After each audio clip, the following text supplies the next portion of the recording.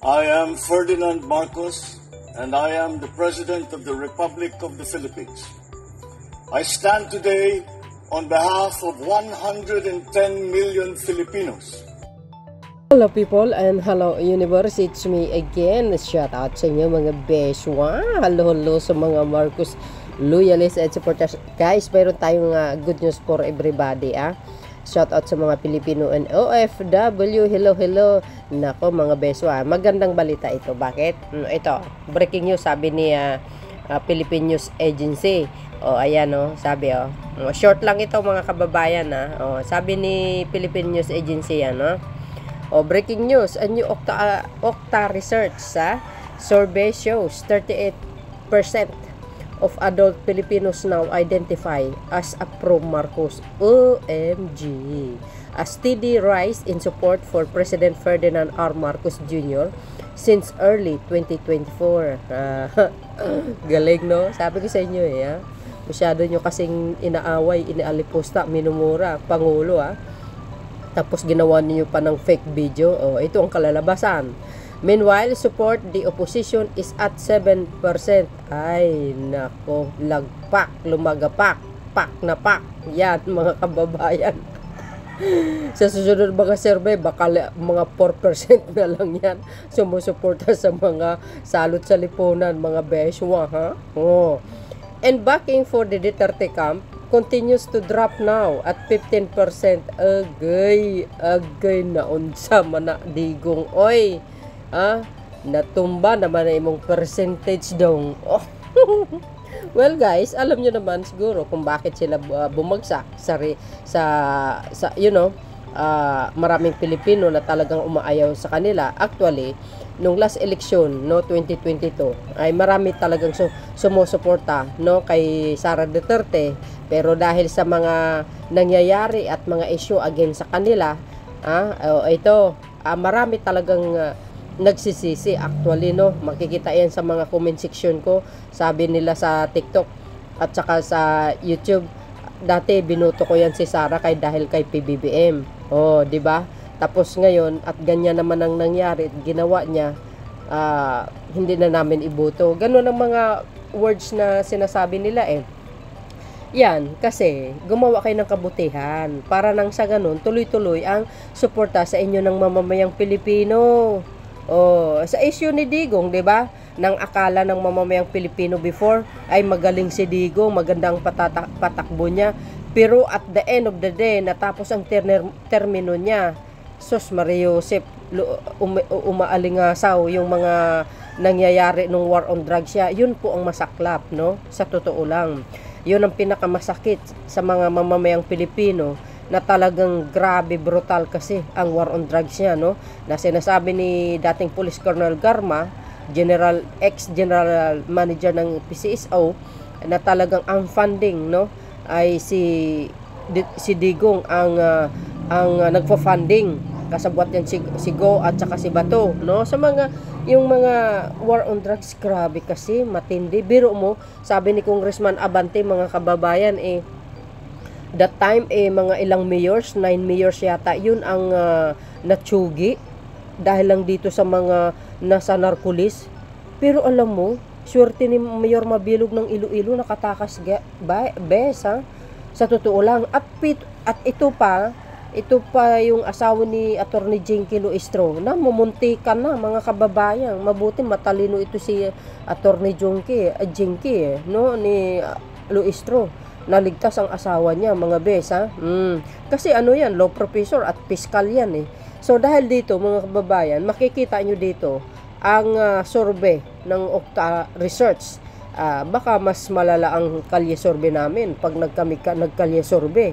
Baka makita nyo, 0 na lang si Digong. Di ba?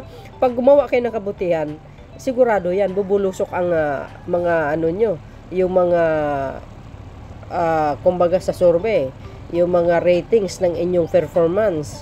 Di ba? Kaya si Pangulong Marcos Jr., alam nyo kasi, matagal ng rockstar yan at kilala.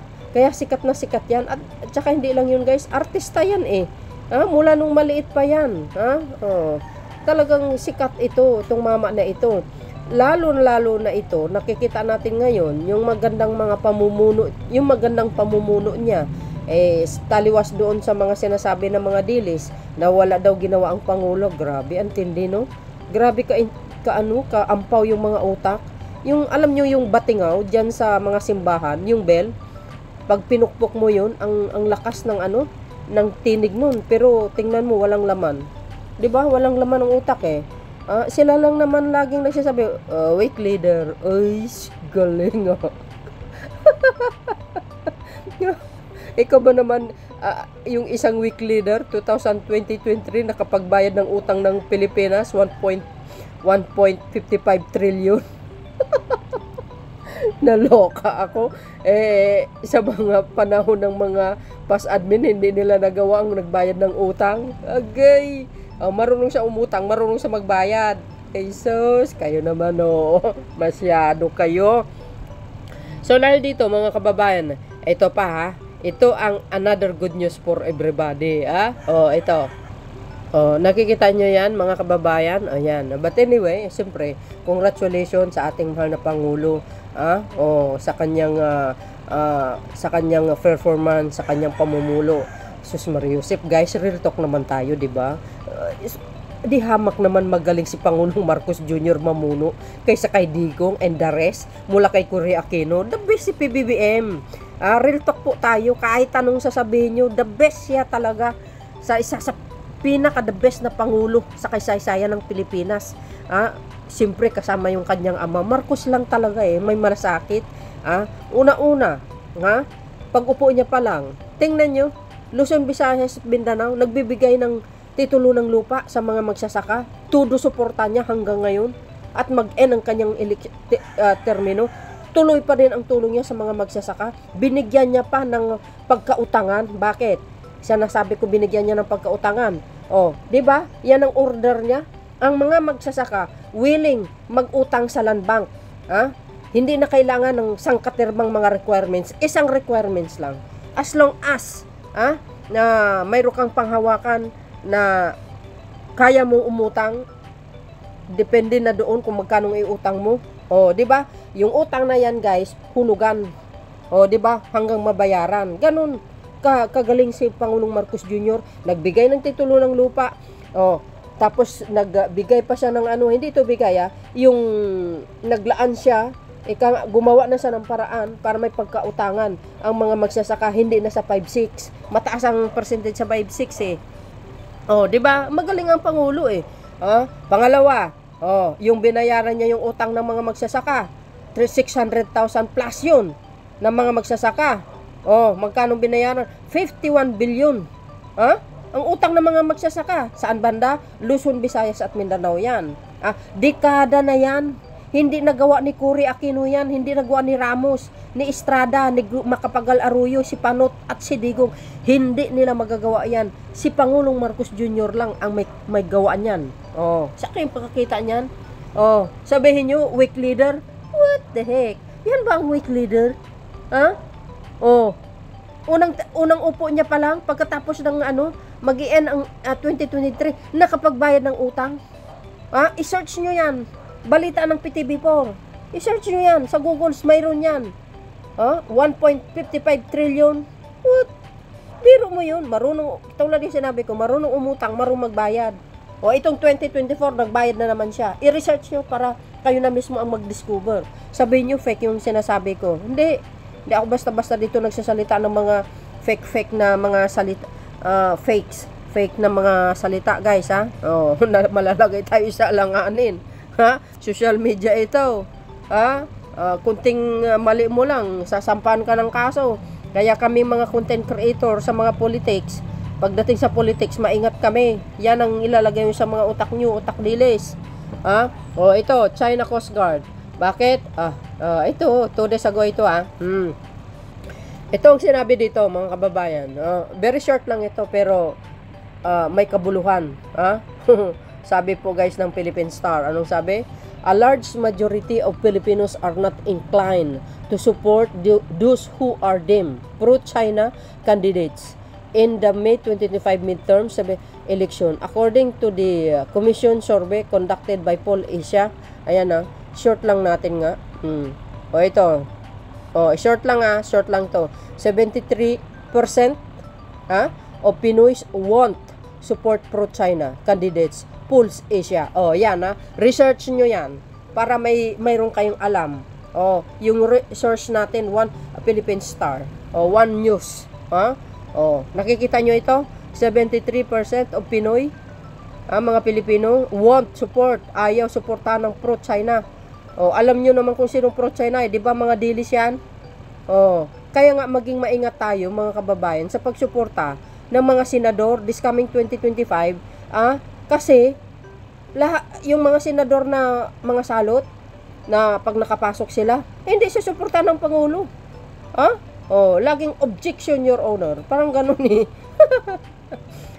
ang suportahan natin, ito lang ang masasabi ko, guys, marami po sa atin na nagsabi, yung iba sa alyansa ni Pangulong Marcos Jr. hindi bubuto, yes, hindi natin pwedeng kontrahin ang kanilang desisyon. Ating mga kababayan na mga majority ng Pilipinos, nila yan, choice nila yon. Hindi natin pwedeng kontrahin. Pero ito lang ang aking masasabi, guys, no? Maraming tatakbo ngayon, dilis at saka dilaw. O ito, kung hindi po natin iboto yung alyansa ni Pangulong Marcos Jr., sigurado ako, guys, mananalo ang dilaw or kaya ang dilis. Sabi ko sa inyo, magkatugma yan, dilis at saka dilaw, D plus D, wala na. Demolition. Di ba? Dilaw plus dilis equals D. Anong D? Demolition. Anong demolition? Pag nakaupo sa Senado, demolition, hindi nila susuportahan ng Pangulong Marcos Jr. Pero pag ang pinili natin, ang alyansa, for sure naman siguro, no? Hindi naman siguro sila babaliktad. Di ba? Susuportahan nila ang ating mahal na Pangulo, mga kababayan. Although mayroon siguro doon na malalaglag, kahit isa, walang problema. Ito po lang aking masasabi dyan. Pag hindi natin iboboto ang alyansa, baka mananalo ang kalaban. Diba? Pero nasa sa inyo yan, kung ano po ang magiging desisyon natin. Hindi natin pwedeng kontrahin ang ating mga kababayan kung sino ang gusto nila. Pero sisiguraduhin natin na yung mga iboboto natin ng mga senador, titiyakin natin na suportahan ng Pangulong Marcos Jr. Yan lang po ang aking masasabi sa inyo. Ito hindi pag-encourage, pero sabi ko, depende na po sa inyo yan, mga kababayan. Take note, ayaw po natin malalagay sa alanganin ang bansa natin na naman. Baka nandyan na naman si si Mr. EJK, baka nandyan naman si Mr. Reward System. Nako, yan na naman po tayo. Pero, well, alam nyo naman, mga kababayan, siguro naman sa mga dilawan, sa iba dyan, naiintindihan rin naman nila na ang Pangulong Marcos Jr., na kahit kailan hindi kayo binuljakan, hindi kayo niresbakan tulad sa ginagawa ni Digong. Di ba? Ang hindi sumunod, tsugi. Ang Pangulo ng Pilipinas ngayon, masasabi siguro natin, very, very, very very organized ang kanyang administration, ang kanyang pamuno. Real talk po tayo dito, no? Well, kung kukontrahin nyo yung sinabi ko, because you are because you are dilis or dilaw. Ganun lang kasimple po yun. Alam ko ayaw nyo yung pamumuno ni Pangulong Marcos Jr. Well, we don't care kasi siya ang Pangulo ng Pilipinas, binoto ng majority ng Pilipino ngayon, ang Pilipino, kaya nanalo siya. As you can see naman dito, guys, majority ng Pilipino, lagi kong sinasabi, is anti-China yan. Tandaan nyo yan, mga bayas, tandaan nyo yan. So, wag kayong masyadong nagkakampante or atat na atat. Pinupursigin nyo yung puon yung babae na gustong magpangulo, na wala namang alam. Ay nako, mag-aral mabuti, para maraming kaalaman pagdating sa pamumuno ng isang bansa. Pero dahil sa mga issue against sa kanyang ama, madadala na ngayon ang mga Pilipino learn and lesson sa mga nakaraan. Kawawa yung mga biktima, mga kababayan, sa war on drugs. Matindi yun. Sa kasaysayan ng Pilipinas, ngayon lang talaga nangyari yan sa panahon ni dating Pangulong Digong. So yun guys, ano po ang kapalagayan nyo? Of course, 73 of Pinoys won't support pro-China candidates. Patay tayo dito guys ha. O, i-research nyo yan ha. So yun guys, ang pinaka-latest updates ko po sa inyo. Maraming salamat sa inyong watching. See you again on my next upload videos. Bye bye bye and babush. God bless Philippines.